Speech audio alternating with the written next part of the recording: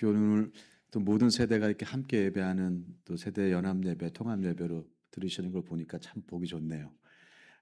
부모님의 믿음, 또 우리 앞서간 선배들의 믿음이 우리 다음 세대에게 흘러가는 귀한 시간이 되기를 바랍니다.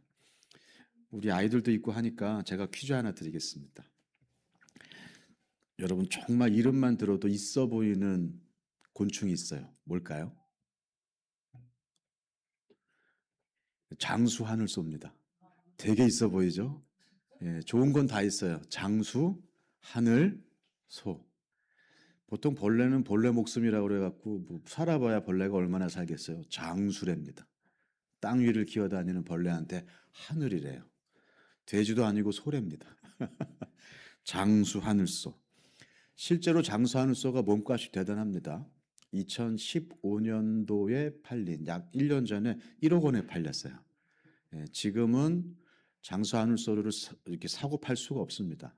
생태 보전, 멸종위기 1급 생물로 지정이 되어 있어서 지금은 못 삽니다만 마지막 기록이 그렇습니다. 야, 벌레가 몸값이 1억이 됩니다. 여러분, 이름만 들어도 없어 보이는 곤충이 있어요. 뭘까요? 쇠똥구리예요. 되게 없어 보이죠?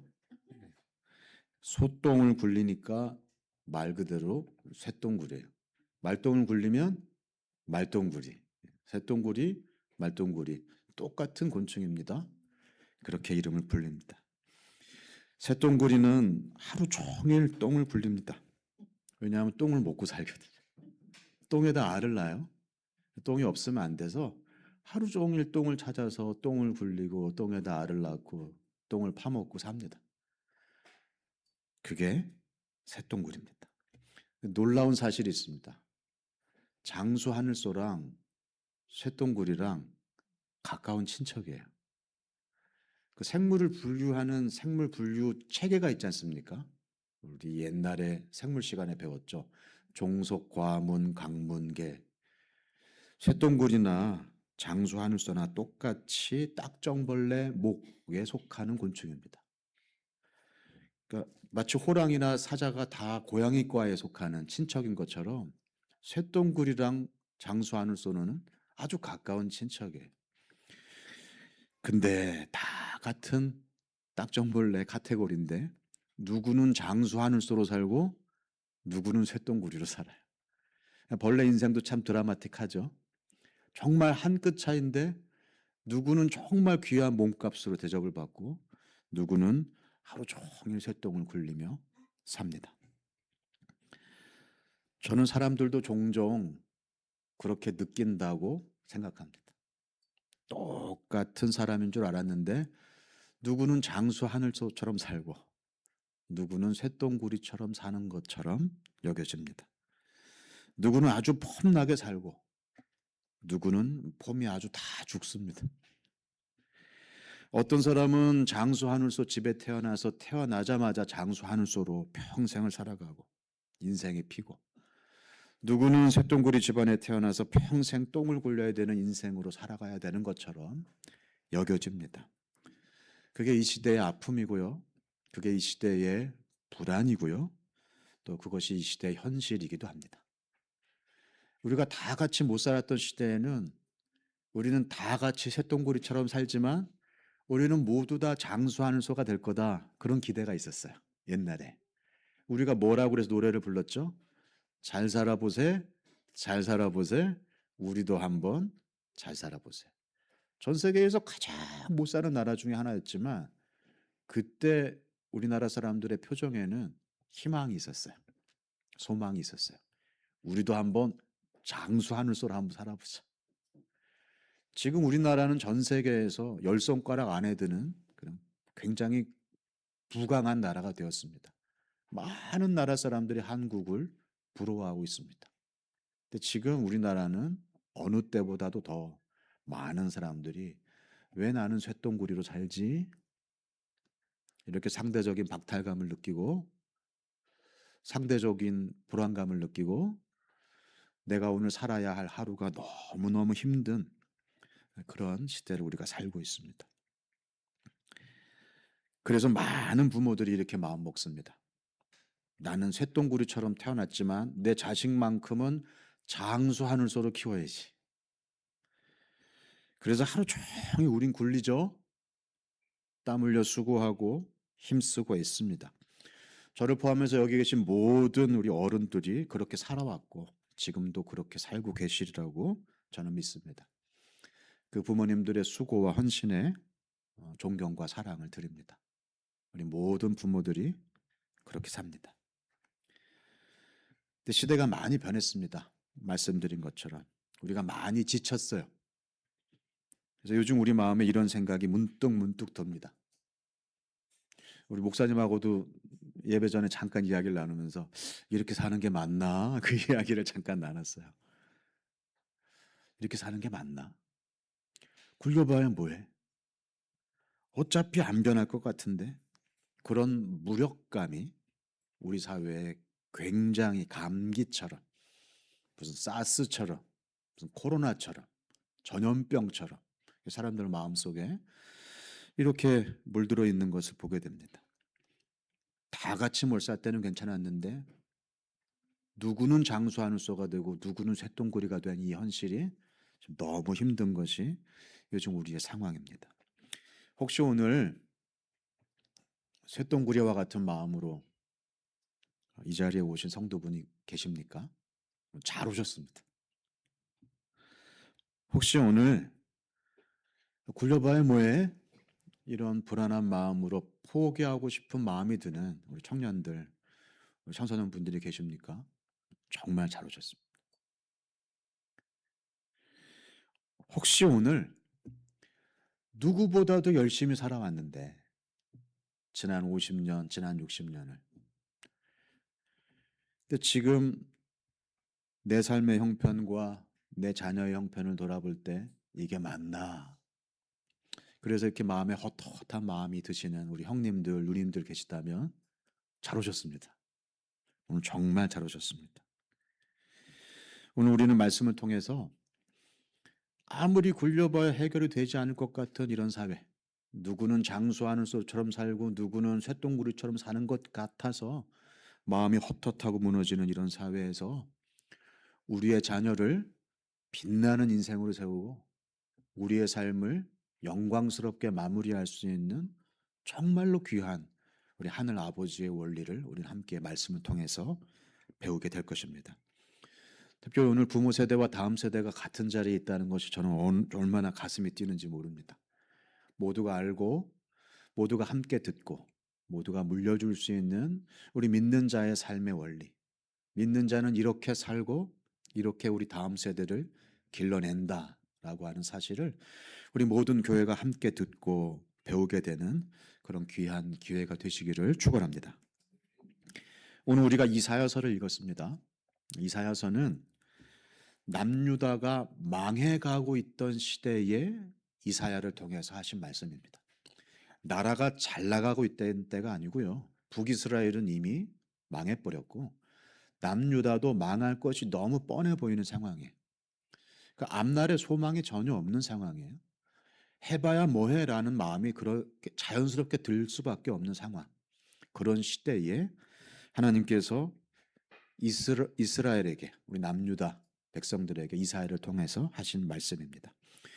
아무리 애를 써도 나아질 기대가 없는 소망이 없는 삶.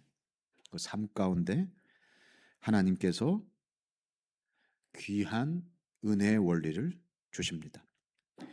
여러분 원래 사람은요 아무리 힘들어도 좋아질 것이라는 소망만 있으면 어떻게든 살아냅니다. 남유다 백성들의 삶 속엔 희망이 없었습니다. 그러니까 오늘이 비참한 것보다 더 힘든 건 앞으로 나아지지 않을 것이다.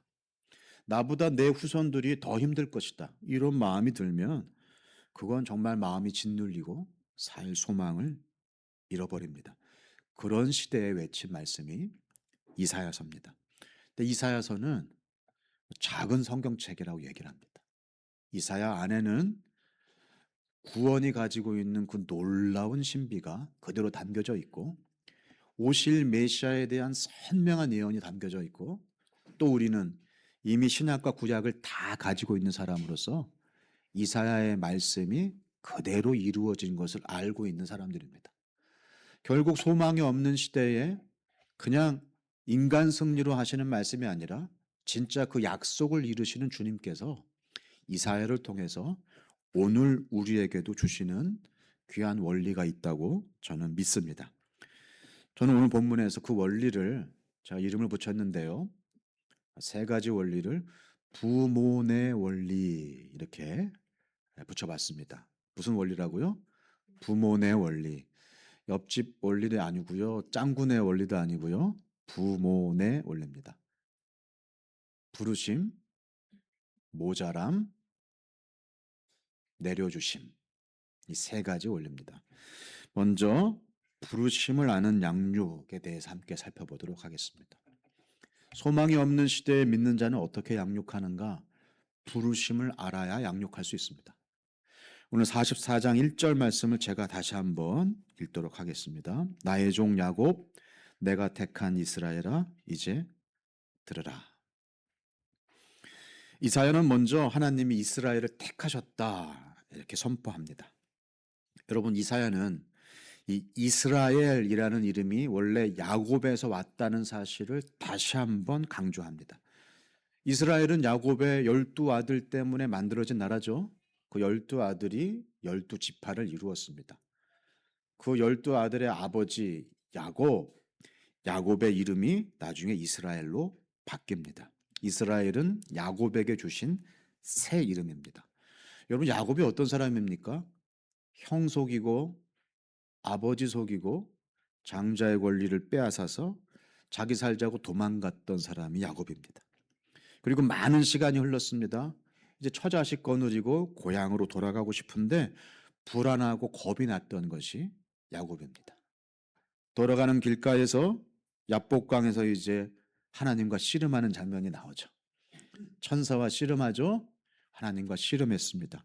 밤새도록 삿발을 붙잡고 놓지 않고 복내려 주지 않으면 내가 안 놓겠습니다. 그가 환도뼈가 탈골되도록 씨름했습니다.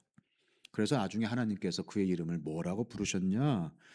밤새도록 씨름했던 야곱에게 이제 더 이상 야곱이 아니다. 너는 이스라엘이라 하리라. 이스라엘, 하나님과 겨루어 이겼다라는 뜻입니다. 원래 이겼다라는 말은 들어있지 않아요. 근데 그렇게 창세기는 야곱의 이름을 해석하고 있습니다.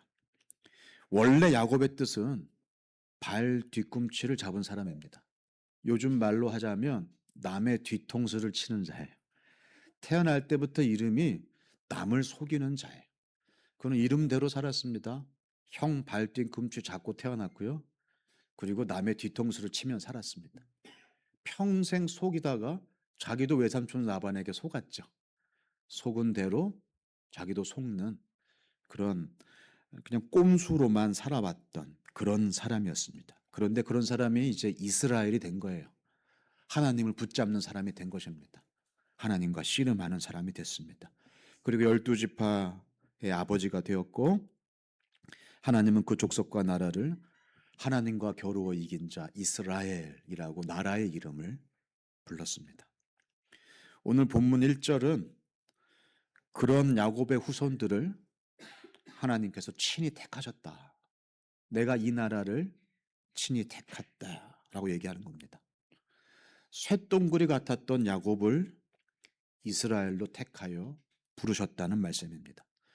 하나님은 왜 그렇게 하셨을까요? 야곱과 같이 부족함이 아는 사람, 이스라엘처럼 정말로 악한 나라를 하나님은 왜 택하셨을까요?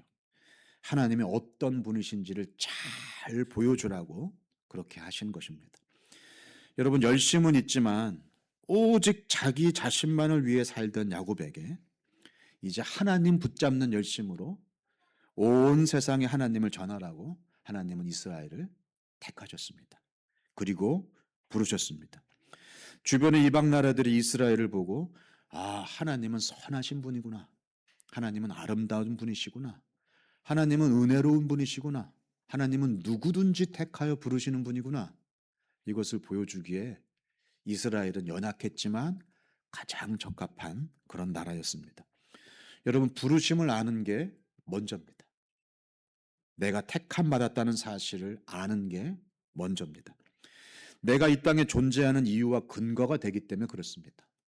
내가 왜 사는지, 무엇을 위해 사는지에 대한 근거가 그 부르심 가운데 있기 때문에 그렇습니다. 원래 옛날부터 사람들은 내가 왜 살지? 이걸 물었습니다. 나는 왜 존재하지? 나는 뭐하러 이 땅에 왔지?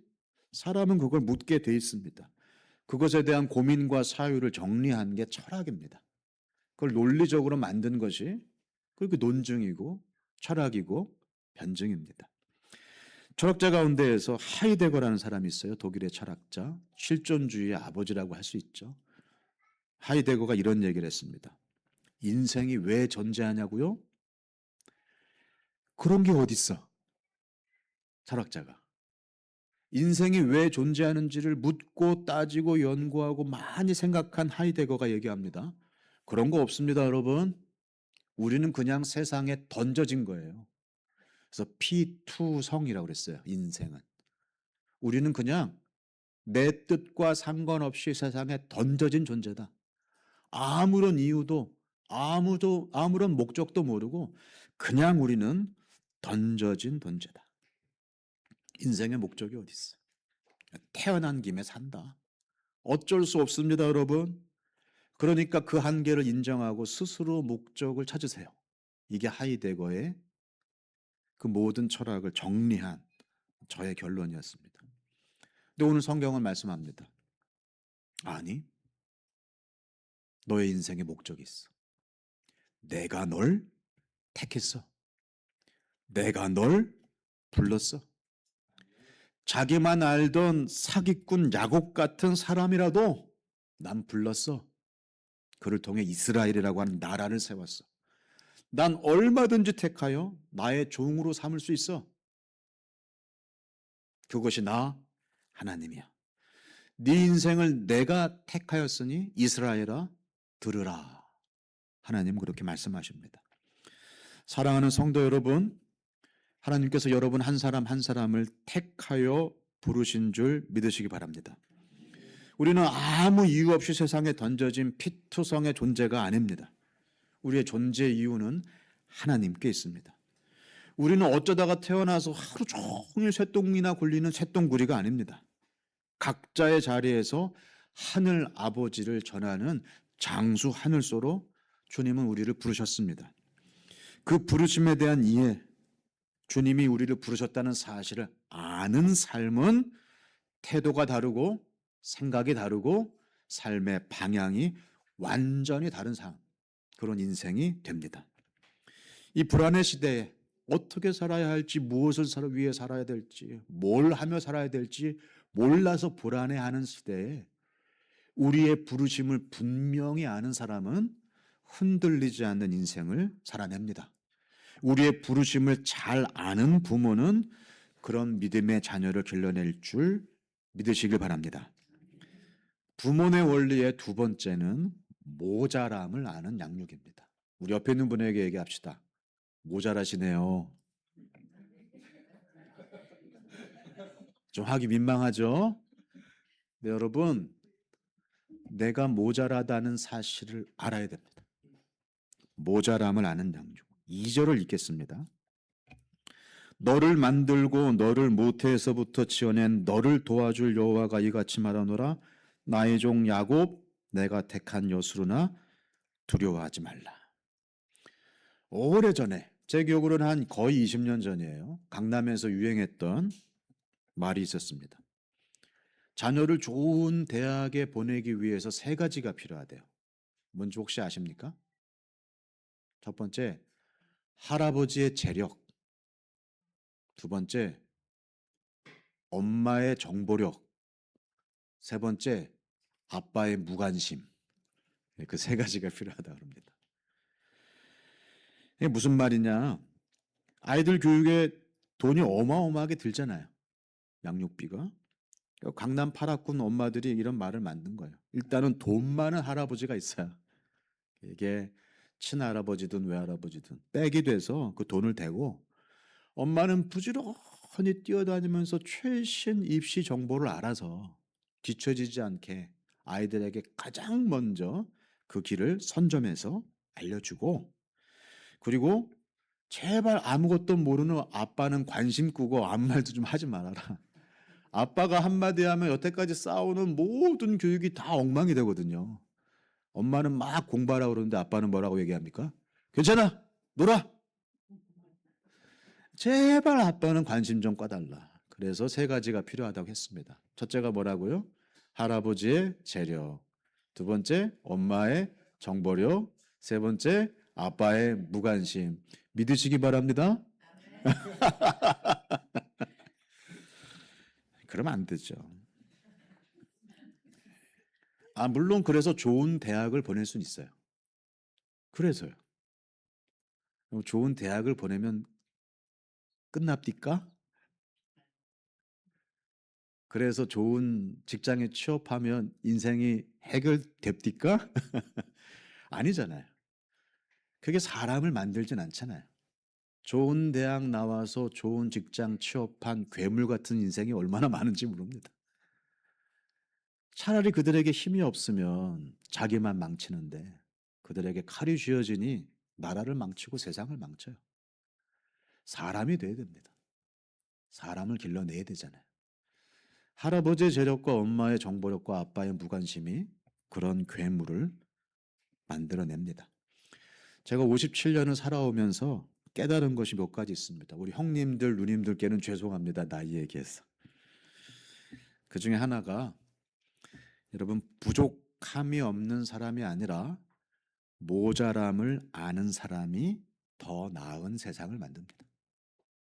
부족함 없이 자란 사람이 아니고요.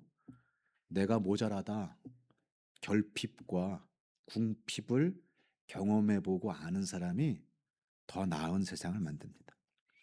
남 돕는 사람이 누굴까요? 모자람이 없이 풍성하게 자란 사람이 남 도울까요? 아니요. 내가 모자라본 경험, 내가 그 결핍의 밑바닥을 경험해 본 사람이 남을 돕더라고요. 내가 겪어봐서. 내가 부족하다는 사실을 아는 사람이 잘 배웁니다. 나의 말에 귀를 기울여요. 한 번도 실패를 모르고 승승장구한 사람은 다 지 힘으로 된 줄 알아요. 그런데 우리는 알잖아요. 인생이 내 힘으로 됩니까? 아니요. 다 알게 모르게 우리는 남의 덕으로 사는 거예요. 내 혼자 힘으로 살 수가 없다는 걸 우리는 압니다. 내가 쓰러져 본 사람이 남을 일으켜 줄 줄 알고요. 내가 부족하다는 사실을 아는 사람이 그 남의 연약함, 남의 부족함, 남의 실수에 훨씬 더 너그럽고 더 관용을 베풉니다. 그런 사람들이 더 나은 세상을 만듭니다.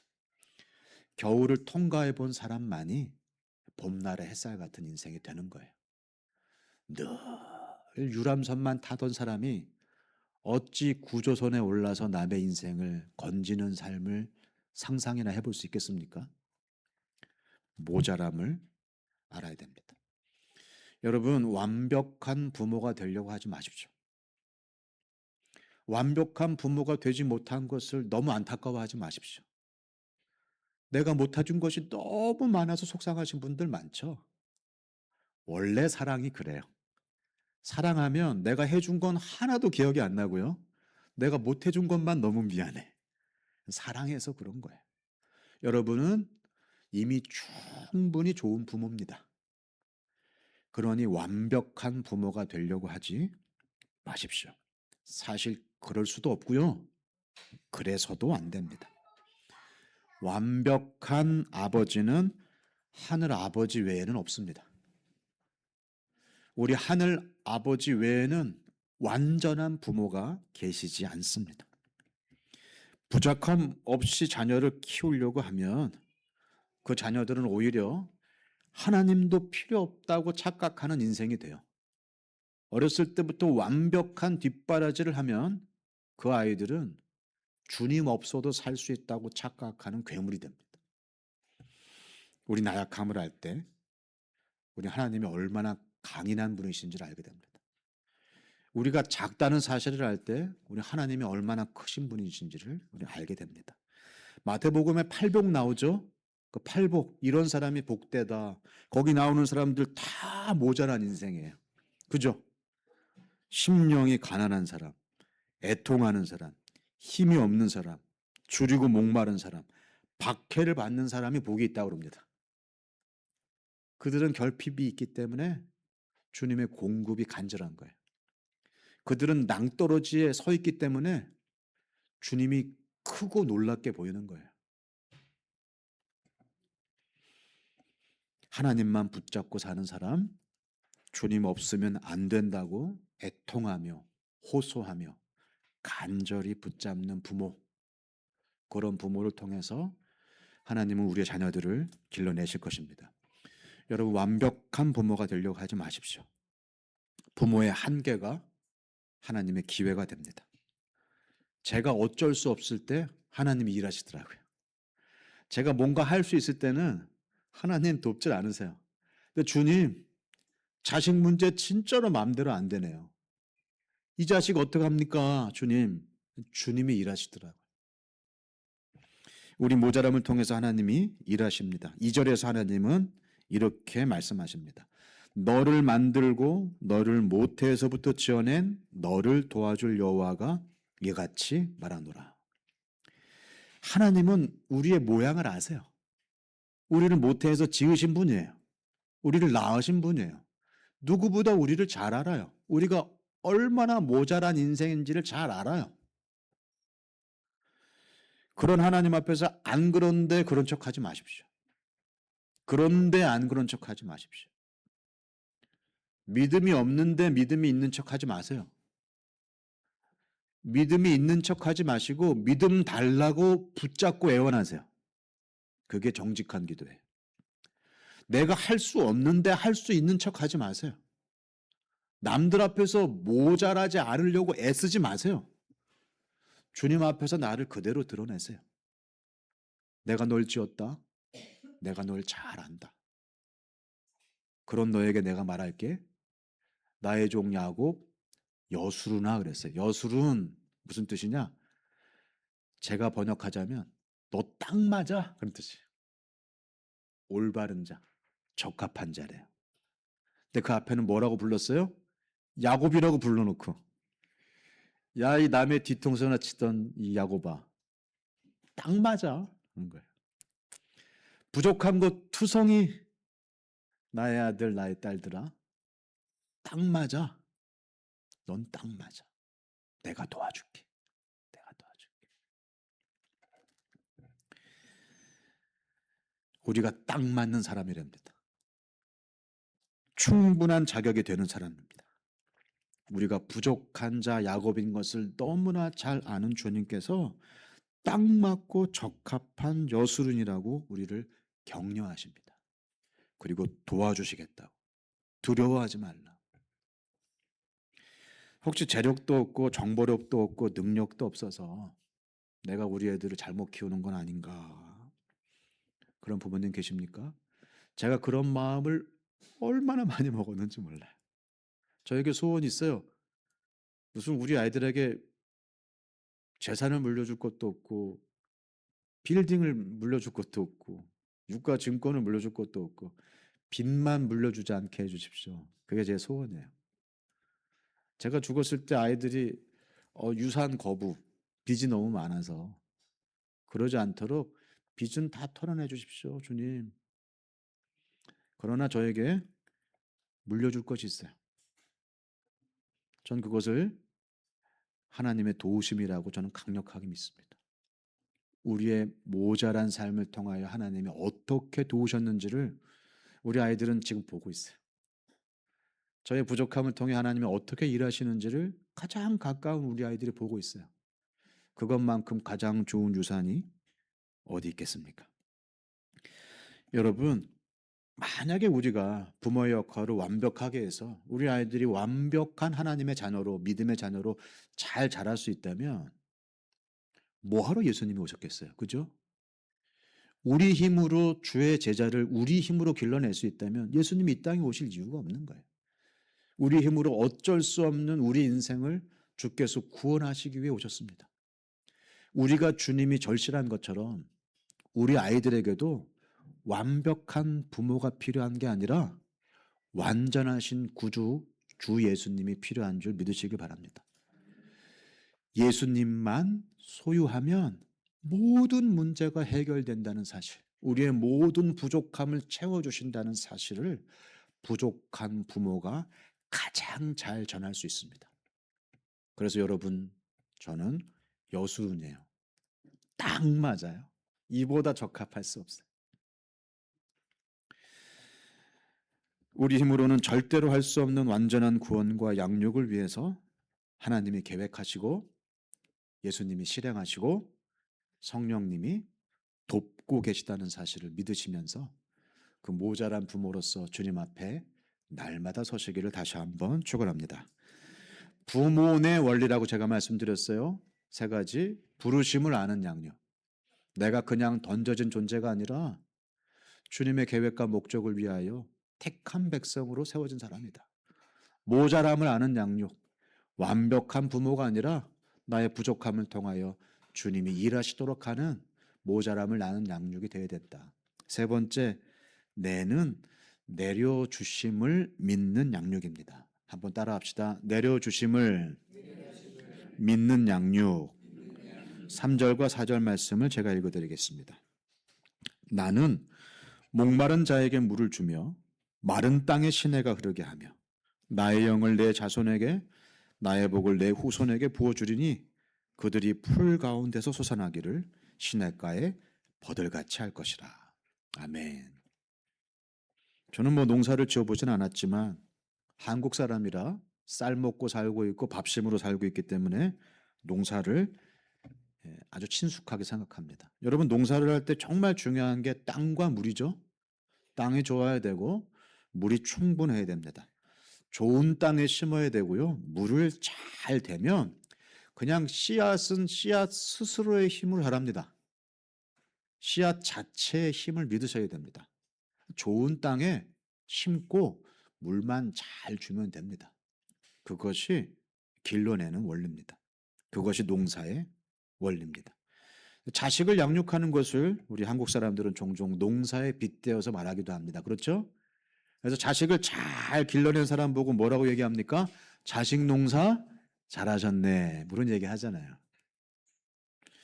그 말은 여러 면에서 일리가 있는 비유입니다. 일단 농부가 게으름 피우지 않고 땀 흘려 수고해야 하는 농사처럼 자녀 양육도 그렇습니다. 적절한 때에 적절하게 농부는 게으름 피우지 않고 자기가 할 일을 해내야 합니다. 적당히 물도 대고 병충해도 예방하고 관심과 애정을 부어야 잘 자랍니다. 집안의 화초도 관심을 안 주면 시들하죠. 희한하더라고요. 그러니까 맞아요.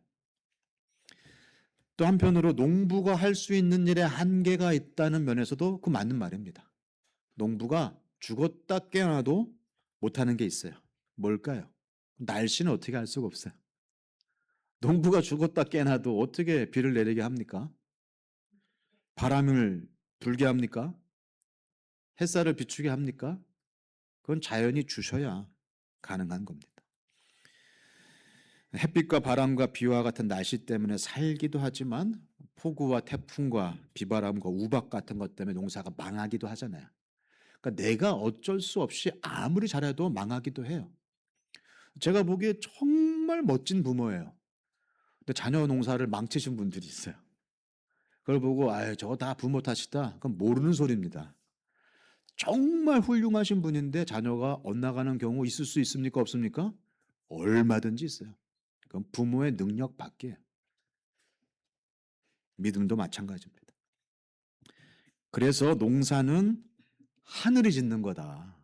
농부는 그냥 거두는 것만 한다. 농사는 하늘이 짓고 농부는 거두는 것을 한다. 그런 말이 있다는 것입니다. 그런 면에서 우리가 자식 농사 잘하셨네요 라는 말은 우리 한 번쯤 멈춰서서 그 말의 뜻이 무엇인지 이렇게 돌이켜 볼 필요가 있습니다. 우리가 키우는 것 같지만 하늘이 키우는 것입니다. 우리가 할 수 있는 일이 있고요. 주님만 하실 수 있는 일이 있습니다. 그걸 구분해야 됩니다. 하늘이 돕지 않으면 안 되는 농사가 있습니다. 여러분 혹시 천수답이라고 들어보셨어요? 예, 천수답 농사가 그렇습니다. 천수답, 하늘천, 물수, 논답. 말 그대로 하늘에서 내리는 비로만 논농사를 하는 그 농사 혹은 그 논을 천수답 혹은 천수답 농사라고 얘기를 합니다. 원래 논농사는 그래서요, 비가 필요하고 물이 필요하기 때문에 평지에다가 강줄기 옆에다가, 그래서 평야에다가, 강하구의 평야에서 논농사를 합니다. 전남 가보세요. 그 얼마어마한 그 논들이 있잖아요. 다 강 옆에 평평한 평지에 있습니다. 그래야 물을 대기 쉽고 물을 가둬놓기 쉽습니다.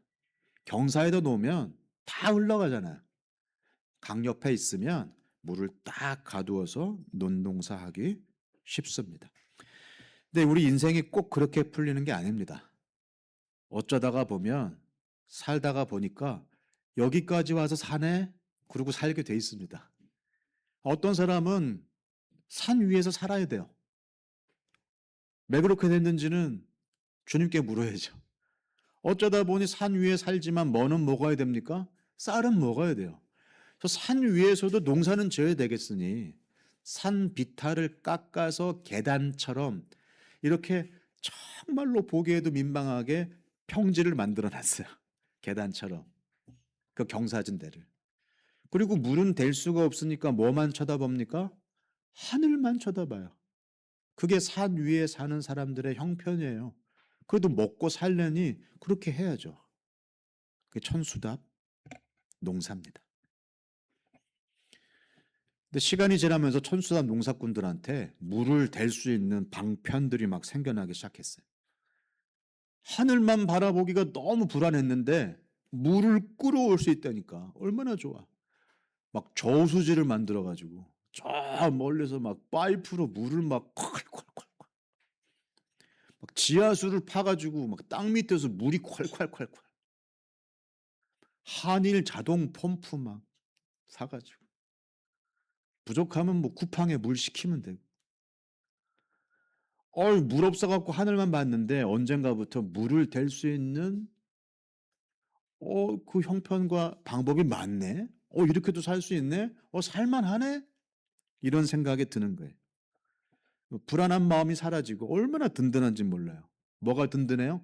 저수지가 든든하고 지하수가 든든하고 한일 자동 펌프 막 쌩쌩 잘 돌아가고 아유 농사 잘 되겠네. 정말 그럴까요? 작년입니다. 6개월 전이에요. 작년 가을에 강원도에 역대급 가뭄이 들었습니다. 강릉의 오봉 저수지가 저수율이 13%까지 떨어졌어요. 역사상 가장 낮은 저수율이었어요. 그때 대통령이 재난 지역으로 선포를 했습니다. 전국에 있는 소방차에다가 그 살수차에다가 물을 실어와 가지고 전부 물을 갖다 바치는데도 물이 부족했어요. 나라가 온 기술과 힘을 다 동원했는데도 물이 부족했어요. 뭐가 안 와서? 비가 안 와서. 비가 올 때는 몰랐어요. 저수지 있네. 지하수 있네. 한일 자동 펌프 있네. 우리에겐 쿠팡이 있지. 그래서 하늘에서 비를 내려주지 않아도 살 것처럼 살았어요. 착각했죠. 그 잠깐 몇 달만 안 와도 온 나라가 난리였어요. 착각하면 안 됩니다. 착각하면 안 돼요. 비가 내려야 삽니다. 사랑하는 성도 여러분, 저와 여러분은 천수답 농사꾼이에요. 우리는 비가 없으면 농사를 지을 수 없는 사람들입니다. 하늘에서 오는 그 비로, 그 은혜로 사는 사람들이에요. 오늘 3절 이렇게 얘기를 합니다. 나는 목마른 자에게 물을 주며 마른 땅에 시내가 흐르게 하겠다. 그 망해가는 남유다 백성들에게 이사야가 하나님의 음성을 이렇게 들려줬어요. 하나님은 그렇게 비를 내려주셔서 우리가 농사 지으며 살도록 은혜를 주셨습니다. 근데 언젠가부터 우리에게 하나님의 은혜 말고도 다른 방편들이 많이 생겼죠? 삼성전자 주식을 이렇게 내가 미리 사놔 얼마나 마음이 든든한지 몰라요. 10배가 올랐네 막 그러면서. 아, 진작에 들어놓은 실비보. 야, 마음이 든든하죠? 야, 역시 연금, 내가 들어놓은 개인연금. 막 살 것 같죠? 여러분, 이미 그냥 여러분 은행 잔고에 한 1년은 먹고 살 만한 돈이 다 있어. 마음 든든하죠? 착각하시면 안 됩니다. 몇 달만 주님이 은혜를 부어주시지 않으면, 아니요. 하루만 주님이 은혜를 부어주시지 않으면 우리 살 수 없는 존재입니다.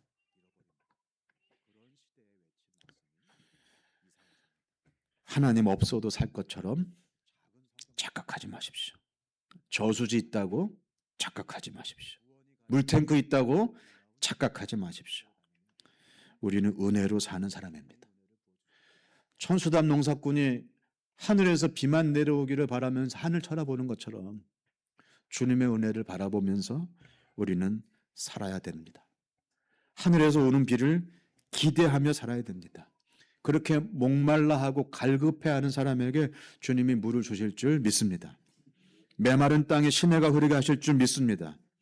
하나님의 영을, 하나님의 복을 우리 자녀에게 주실 줄 믿습니다.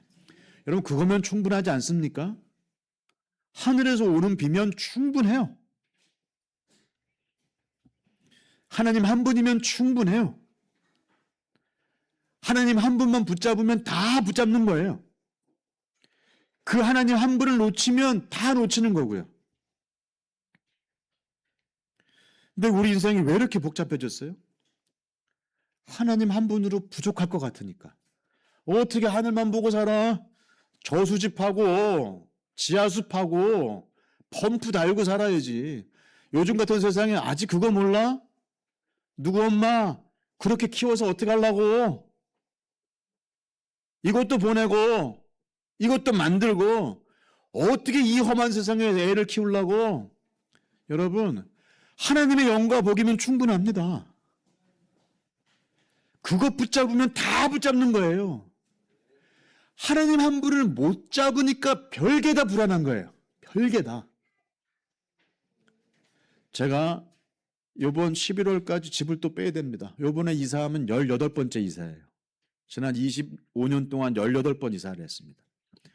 많이 이사를 하면서 깨달은 게 있어요. 이삿짐 센터에다가 이렇게 물어봐요. 이삿짐 날짜를 찾아야 되니까. 몇 월 며칠? 그때는 얼마입니다. 몇 월 며칠? 그때는 얼마입니다. 아니, 왜 이때는 이렇게 비쌉니까? 했더니 이때는 손이 없는 날이래요.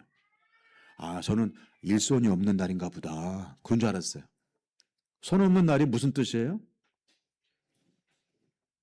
사주팔자를 따졌더니 뭐 길이를 따졌더니 귀신이 안 타서 손해가 없는 날이래.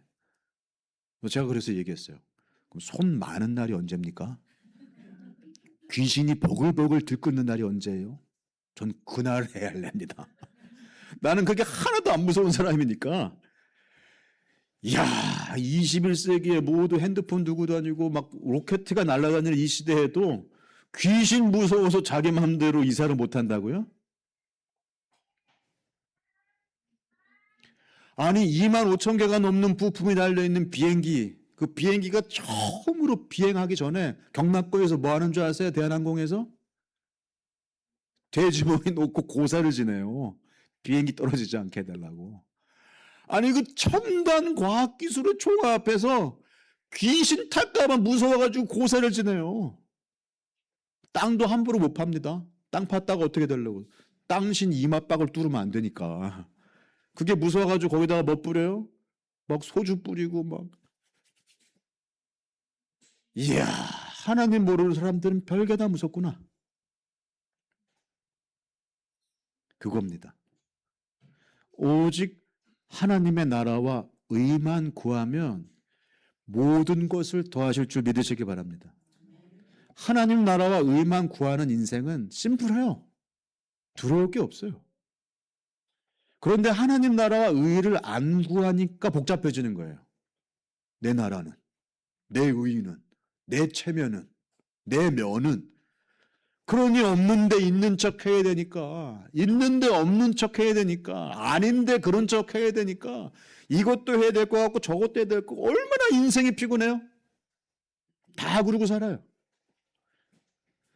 주님이 내려주시는 성령과 복이면 충분한 줄 믿으시기 바랍니다. 그 내려주심을 믿는 사람, 하늘만 바라보며 하늘에서 내리는 비로 사는 천수담 농사꾼은 어떤 상황이 와도 주님 앞에서 흔들리지 않습니다. 주님 한 분만 붙잡으면 삽니다. 목마른 자에게 물을 주시고 마른 땅에 시내가 흐르게 하시는 성령의 담비를 구하십시오. 그럴 때 우리 자녀들이 시냇가의 버들처럼 정말로 충만히 일어설 것을 믿습니다. 그게 믿는 자의 양육입니다. 말씀을 맺겠습니다. 부모네, 부모네. 부르심을 알고, 모자람을 알고, 내려주실 것을 믿는 부모. 다시요. 옆에 있는 부모님에게.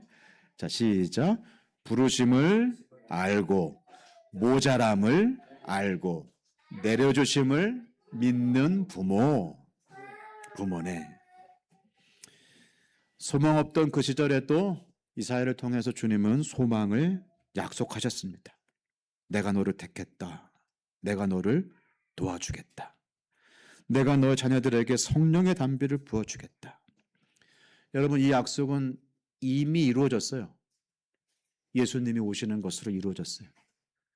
생명의 강물이 그 안에서 솟아내시고 길이요 진리요 생명이신 주님께서 길이 되어주셔서 어디로 가야 할지 모르는 우리에게 길을 알려주시고 아니 길이 되어주시고 길을 동행하여 주시고 갈급한 우리 심령에 생명의 생수를 부어주시면서 진정한 살길, 피투성 어쩌다가 던져진 인생이 아니라 분명한 하늘집을 향하여 이 땅을 걸으면서도 정말로 멋지게 살아갈 수 있는 우리 하늘 백성의 자격을 우리 주님을 통해서 우리에게 이미 주셨어요. 주님 죽으시고 부활하시고 모든 믿는 자에게 마가다락방 성령이 임했습니다. 여러분, 모든 믿는 자에게는 이 안에 하나님이 계세요. 우리 안에 하나님이 거하세요. 우리는 존귀한 인생이 되었어요. 우리는 쇳덩구리가 아니에요. 우리는 어쩌다가 삶을 굴리며 이토록 먹고 살기 위해 애쓰고 수고하는 것으로 헛헛한 삶을 사는 존재가 아니에요. 하늘 백성으로 이 땅을 살면서도 영광스럽게 오늘을 주님께 올려드릴 수 있는 그런 가정, 그런 믿음의 사람, 그런 백성 되시기를 축원합니다.